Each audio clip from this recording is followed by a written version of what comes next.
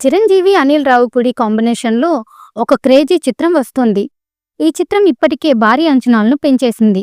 Mega ఫ్యాన్స్‌కు full entertainment కలిగించే cinema వస్తుందని అనిల్ రావిపూడి ఇప్పటికే క్లారిటీ ఇచ్చేశాడు. ఫ్యామిలీ ఆడియన్స్‌కు బాగా నప్పించే screen play, mass elements, emotional డ్రామాతో ఓ ఫుల్ కమర్షియల్ ఎంటర్‌టైనర్‌గా సినిమాను డిజైన్ చేస్తున్నాడట. అయితే ఈ సినిమాకు మ్యూజిక్ ఎవరు అందిస్తారనే విషయంపై గత కొన్ని రోజులుగా చర్చ జరుగుతోంది.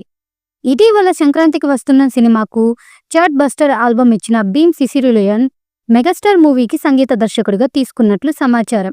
ఇంకా అఫీషియల్‌గా క్లారిటీ రాకపోయినా దాదాపు అతనే బెస్ట్ అని Anil Ravipudi decide అయ్యారట.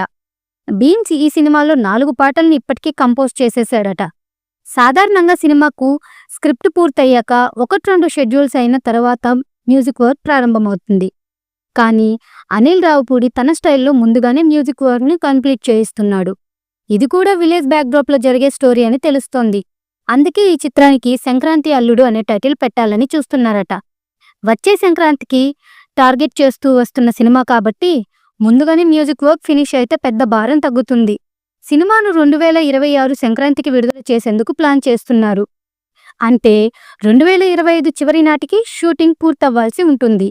Cinema shooting పూర్తి కాకముందే ఆల్బమ్ రెడీ అవ్వడం అనేది ఇండస్ట్రీలో చాలా అరుదుగా జరిగే విషయం. ఇక కథ కూడా సిద్ధమైందట. త్వరలో ఈ చిత్రం స్టార్ట్ కానుంది. దాదాపు 100 కోట్ల బడ్జెట్లో ఈ చిత్రాన్ని తీస్తున్నారు. ఈ చిత్రంతో భారీ హిట్ కొట్టాలని చిరు చూస్తున్నాడు. ఇక చాలా కాలంగా చిరంజీవి నుండి కామెడీ చిత్రం రాలేదు. ఆ లోటు సంక్రాంతి అల్లుడితో తీరుతుందని ఫ్యాన్స్ భావిస్తున్నారు. ఇక ఈ చిత్రంలో హీరోయిన్గా ఐశ్వర్య రాజేష్ను తీసుకుంటున్నారని సమాచారం. సంక్రాంతికి వస్తున్న సినిమాలో తన నటనతో ఆకట్టుకుంది. గోదావరి గట్టు పాటలో డాన్స్తో కూడా ఆకట్టుకుంది. అందుకే చిరంజీవికి జోడీగా కూడా ఐశ్వర్య రాజేష్ని తీసుకోవాలని చూస్తున్నారట. ఇక దర్శకుడు కూడా ఆమెకే ఛాన్స్ ఇచ్చే అవకాశం ఉంది. దాంతో మూవీ మీద అంచనాలు భారీగా ఉన్నాయి.